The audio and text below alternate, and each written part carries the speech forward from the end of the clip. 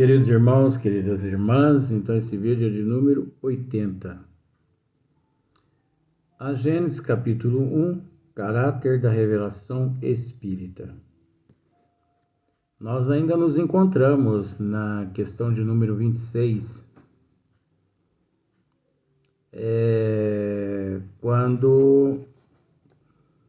quando aqui Kardec nos diz assim. Eu já tratei a respeito desse assunto aqui, mas vou ler só um pedacinho só para a gente continuar. Então Kardec diz assim: entretanto, o Cristo acrescenta: muitas das coisas que vos digo ainda não os compreendeis, e muitas outras teria a dizer que não compreenderíeis. Por isso é que vos falo por parábolas. Mais tarde, porém, enviar-vos-ei o Consolador, o Espírito de verdade, que restabelecerá todas as coisas e vô-las explicará todas. Nós já falamos a respeito disso aqui um pouquinho, né? Desculpe. Mas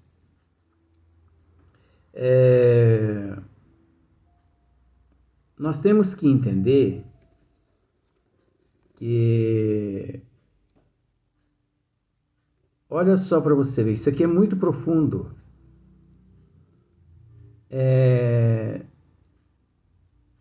Na íntegra, se nós pararmos para raciocinar, de acordo com as leis, de acordo com os desígnios divinos,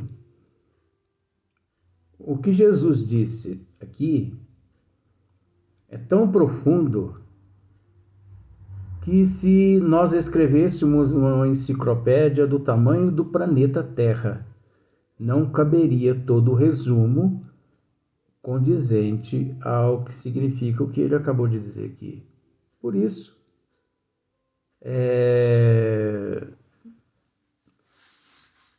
para esclarecer isso tudo aqui, só a eternidade. Porque olha só para você ver. Entretanto, o Cristo acrescenta: muitas das coisas que vos digo ainda não as compreendeis, e muitas outras teria a dizer. Então ele teria muitas coisas ainda a dizer. Então, e muitas outras teria a dizer, que não compreendeis. Naquele momento, as pessoas ainda não compreendiam. Por isso é que vos falo por parábolas. Mais tarde, porém, enviar-vos-ei o Consolador, o Espírito de verdade, que estabelecerá todas as coisas e vô-las explicará todas. Isso aqui é um código. É uma bússola eterna. Porque veja bem, muitas coisas o Cristo disse naquela época. Mas você pode dizer assim, mas o que o Cristo disse há 2000 anos atrás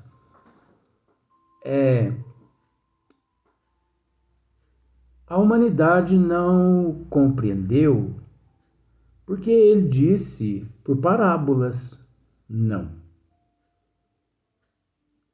O Cristo, é lógico, vamos pensar da seguinte forma, isso é psicologia.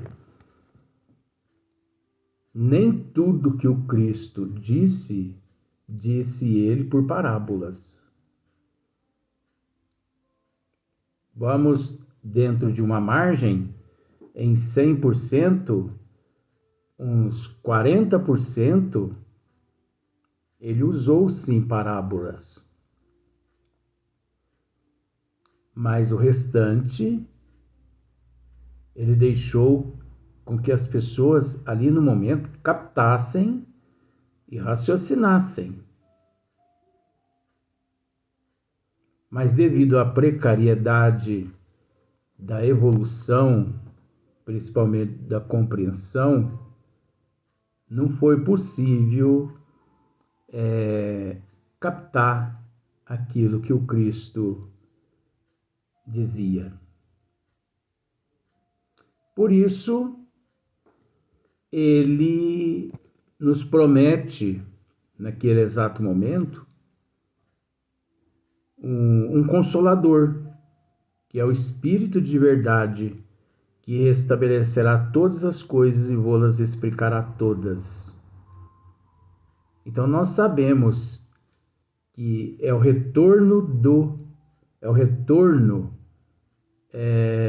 a doutrina dos Espíritos é o próprio retorno do próprio cristianismo.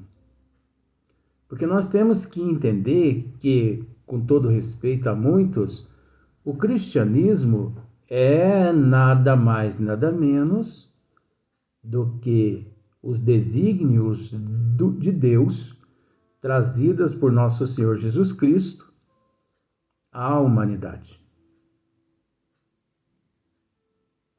Como, por exemplo, Moisés nos trouxe, ou melhor, ele escreveu 613 mandamentos. Dos 613, nosso Senhor Jesus Cristo aproveitou apenas o Pentateuco, que significa os 10 mandamentos. Mas é óbvio que, em comparação a nosso Senhor Jesus Cristo, não tem nem como comparar, né, Moisés a nosso Senhor Jesus Cristo, devido à elevação e à envergadura espiritual de Jesus. E também naquela época nós temos que entender que porque o Cristo, naquela época, nós temos que analisar outra coisa também. Porque naquela época o Cristo falava por parábolas. Por quê? Porque nós temos que entender que praticamente 99% das ciências que depois que surgiram não existia naquela época. E nós sabemos que o Espiritismo ele só veio depois que praticamente todas as ciências já se encontravam estabelecidas aqui na Terra. Para qual motivo? Porque não adiantaria de forma alguma, antes, há 2000 anos atrás, o Cristo dizer tudo o que ele disse e outras coisas mais que ele teria para dizer, se não havia naquela época, se não existia naquela época, determinadas ciências para poder comprovar tudo aquilo que o Cristo, né, dizia. Tanto é que a prova que a doutrina dos Espíritos, como ciência mãe de todas as ciências divina, ela, simbolicamente, para melhor esclarecimento aqui da humanidade, ela conta com o auxílio das ciências aqui na Terra, justamente para comprovar aquilo que a doutrina espírita nos esclarece. Então, observa só para você ver. Com relação olha só para você ver uma coisa. A doutrina dos espíritos, à luz da doutrina dos espíritos, hoje nós temos à luz da doutrina dos espíritos. Se o espiritismo não existisse, obviamente não havia como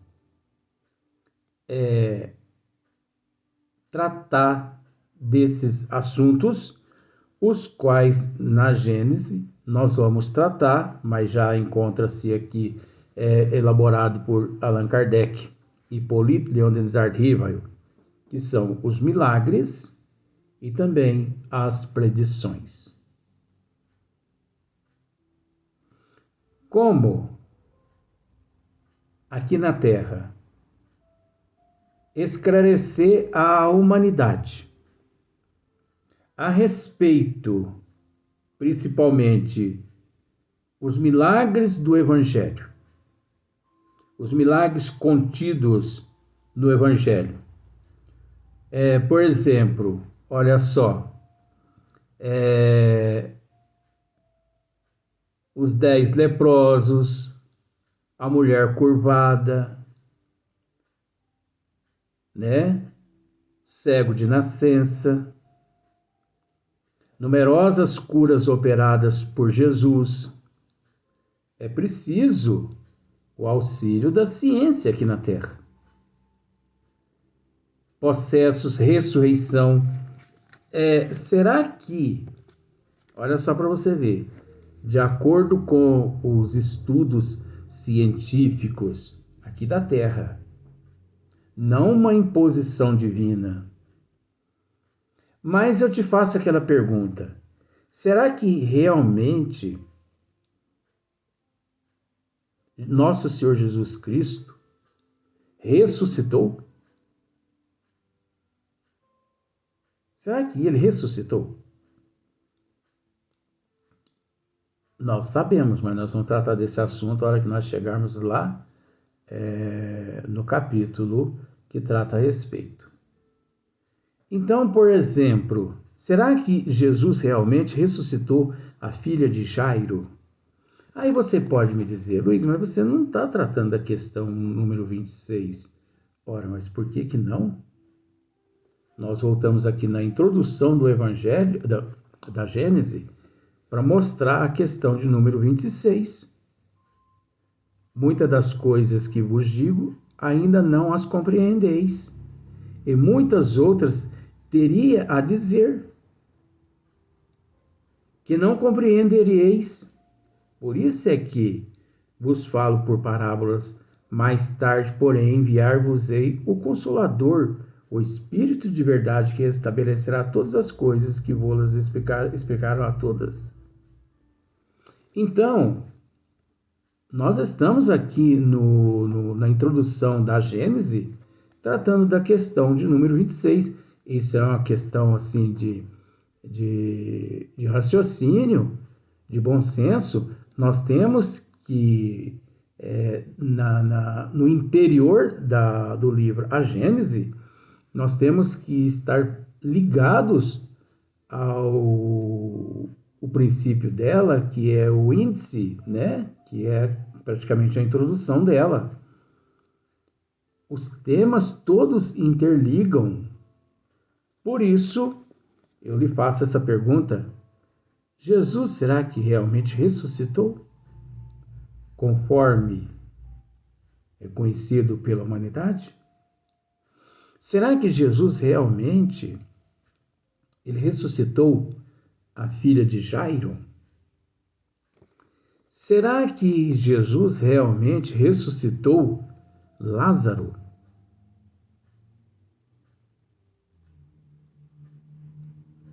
Olha só para você ver. O filho da viúva de Naim, será que esse também foi ressuscitado e foi curado? Será que Jesus caminha sobre a água? Graças às ciências hoje em dia, 2023, e de acordo com a luz da doutrina dos espíritos, hoje nós temos condições de esclarecer se sim ou não. Outra questão é transfiguração. Será que de fato ocorreu a transfiguração de Jesus? Sim, Luiz. Nós vamos estudar. Tempestade aplacada. Será que Jesus realmente aplacou a tempestade? Bodas de Caná. Será que Jesus realmente ele transformou água em vinho? A ciência hoje está aí para ajudar a humanidade. Então, quanta coisa. Outra coisa, multiplicações dos pães. Tentação de Jesus.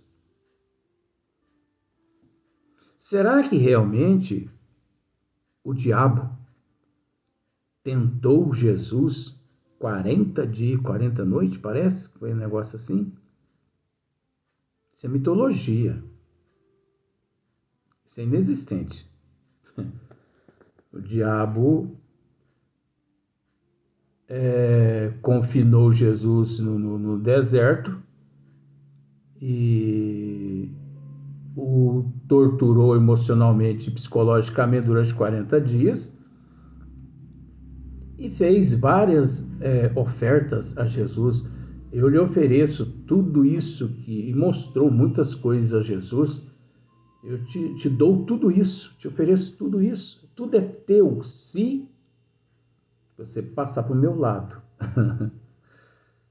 Ué, eu não estou entendendo essa. Jesus, filho do inteligente supremo, causa primeiro de todas as coisas, o dono de tudo. Jesus, o herdeiro de Deus. Jesus vai se preocupar com algo do demônio, sendo que ele tinha tudo, e outra, sendo que o demônio não é uma criação de Deus, o demônio é uma criação do ser primitivo, no nível evolutivo em que ele se encontra. O demônio é inexistente, o demônio é mitologia. Mas nós vamos chegar lá. Isso vai, como se diz o ditado, isso vai dar pau pra manga, né? Olha só. Prodígios por ocasião da morte de Jesus. Aparição de Jesus após sua morte. Desaparecimento do corpo de Jesus. À luz da doutrina dos espíritos, nós temos como tratar desse assunto. Só que a doutrina dos espíritos é amparada, por exemplo, por todas as ciências. Então, por isso que o espiritismo teve que vir posterior a todas as ciências. Porque há como pesquisar todos esses itens através dos métodos científicos. Como, por exemplo, o que muitos na Bíblia tiveram por milagres, né? Muitos acontecimentos, tem centenas deles aqui, né?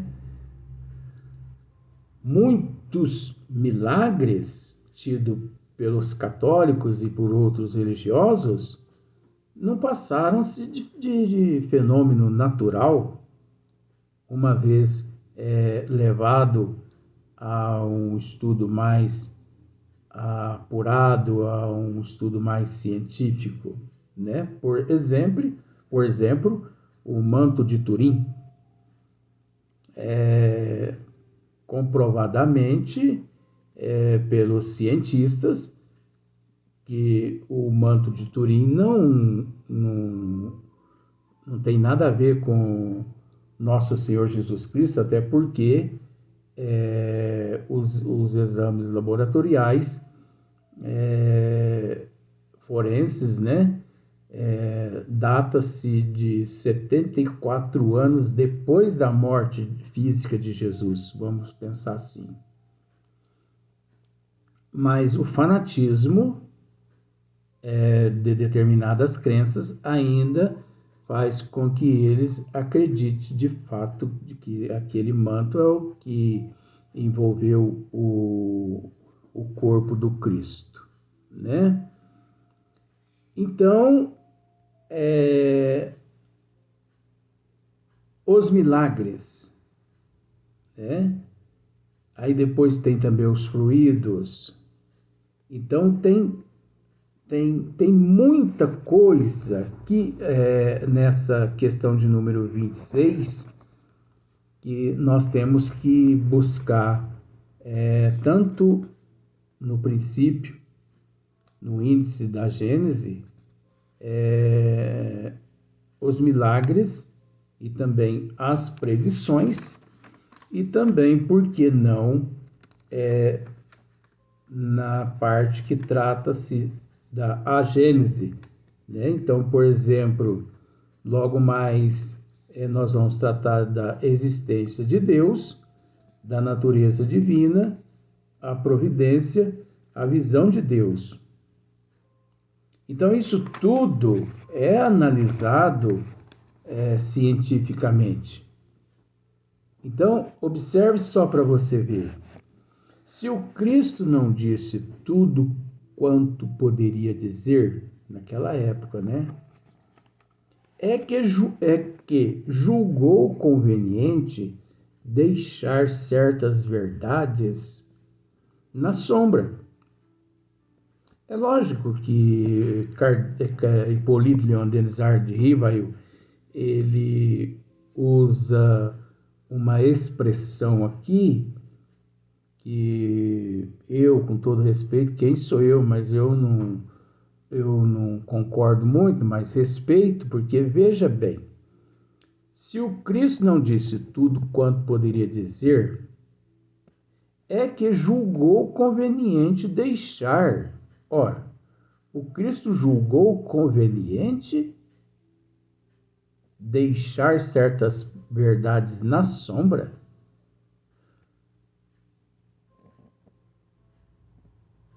Ou o Cristo já sabia de antemão que muitas coisas não seria aquele o momento para ele dizer? Porque é que julgou conveniente deixar certo. Então, o Cristo julgou que, como está escrito aqui, se o Cristo não disse tudo quanto poderia dizer, é que julgou conveniente, é que não está lá muito adequado. Porque o Cristo não vai fazer julgamento, uma vez que o Cristo não pode julgar, o Cristo não julga. Então, é igual um ator que entra num espetáculo, né, num palco para encenar. Ele já estudou tudo nos bastidores, o script. Uma vez no palco, ele sabe tudo que irá lhe acontecer. Porque nos bastidores ele já estudou o script. Então Jesus, naquele exato momento, Jesus possuía o conhecimento total de tudo que teria que ser feito naquele momento e o que teria que ser deixado, vamos usar o termo, para o futuro da humanidade, para o futuro da humanidade. Então, naquele momento ali, Jesus não julgou nada.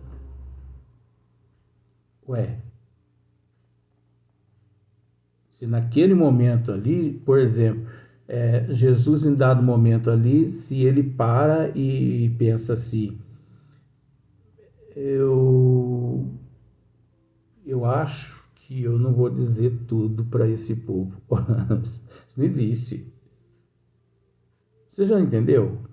Jesus sentar pensando, eu acho que eu não vou dizer tudo para esse povo, não.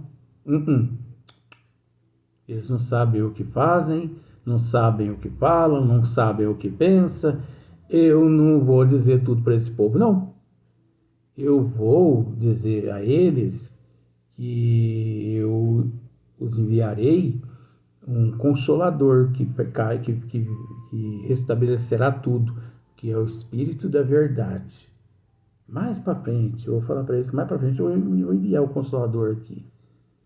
Mas eu estou pensando aqui, eu acho que eu não vou dizer nada para esse povo agora, não.